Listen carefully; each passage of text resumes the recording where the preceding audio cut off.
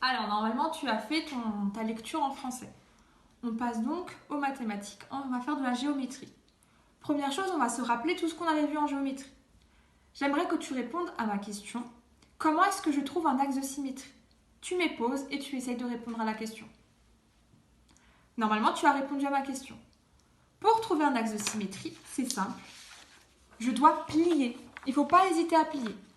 Je plie et normalement, ça se superpose, ça se touche parfaitement.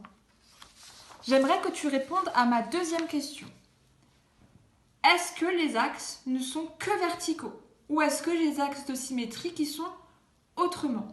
Mets pause et réponds à ma question.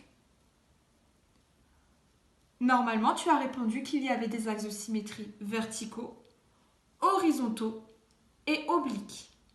Quand tu plies, tu dois bien te rappeler qu'il n'y a pas que des verticaux. Il faut aussi plier de manière horizontale. Par exemple ici, je vais essayer de plier de manière horizontale pour le trouver. Et aussi oblique. Dernière question.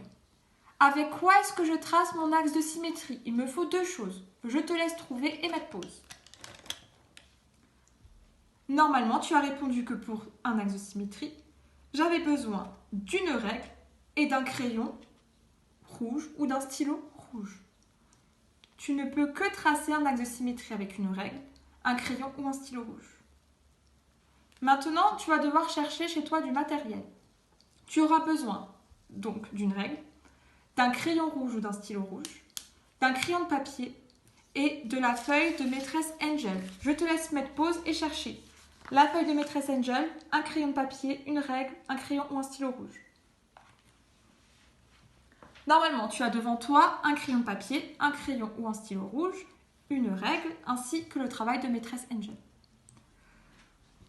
Le premier exercice, tu as l'axe de symétrie. Chez moi, il est en rouge parce que j'ai une imprimante couleur, mais toi, tu ne l'as pas en rouge. Tu as la moitié d'une figure. Il manque l'autre moitié, il manque le symétrique. On avait vu ensemble la technique, tu l'as dans ton cahier de mathématiques, tu as la leçon, mais je vais la rappeler. Il va falloir que tu mettes des points. Je les ai mis en rouge sur la voiture. Donc ici, tu as des petits points. Pour tracer le symétrique de ce point, il va falloir compter le nombre de carreaux entre le point et l'axe de symétrie. Je n'ai pas de crayon de papier, donc exceptionnellement, j'utilise un stylo noir. Donc ici, j'ai mon point rouge. Entre ce point et l'axe de symétrie, j'ai 2 carreaux. Alors, je fais la même chose. De mon axe de symétrie, je compte 2 carreaux. 1, 2. Et je mets mon petit point. Je passe au prochain point. Il est ici. Je compte le nombre de carreaux entre le point et l'axe de symétrie. 1, 2, 3, 4. J'en ai 4. Alors, je fais la même chose. 1, 2, 3, 4. Et je fais mon point. Je vois qu'ici, c'est un trait oblique. Alors, je vais faire un trait oblique avec ma règle. Je relie. Ici, il est horizontal. Alors, je fais un trait horizontal. Ensuite, je fais cet autre point. Entre ce point et l'axe de symétrie, j'ai 1, 2, 3, 4, 5, 6 carreaux. Alors, je vais faire pareil. 1, 2, 3, 4, 5, 6 carreaux. Et ensuite, il y a un trait horizontal. Alors, je fais un trait horizontal. Tu fais ainsi de suite jusqu'à finir. Pour le cercle, normalement, on avait un compas, mais tu ne l'as pas chez toi. Alors, tu peux le faire à la main. C'est pas très grave. Ensuite, on passe à l'exercice 2, qui est normalement au dos. Moi, je l'ai sur une autre feuille. Cet exercice, tu le connais bien.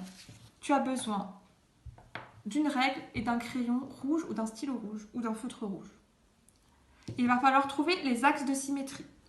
N'hésite pas à plier. N'oublie pas que tu peux avoir des axes de symétrie verticales. Donc, cette fois-ci, on va plier verticalement, par exemple, pour le cœur. Et quand tu trouves, tu traces avec ta règle, ton crayon, ton feutre ou ton stylo rouge. Et voilà. Ensuite, il faut t'assurer qu'il n'y en a pas d'autres. Alors, tu vas essayer en pliant de manière horizontale. Et ben non, ça ne se superpose pas. Et puis ensuite, tu vas essayer de manière oblique. Tu plies. Ah ben non, ça ne se superpose pas. Tu fais ça pour chaque figure. Il y a des figures où il y a plusieurs axes de symétrie et il y a des figures où il n'y a qu'un axe de symétrie. Quand tu as fini, tu me prends en photo tes exercices et tu me les envoies par mail pour que je puisse corriger.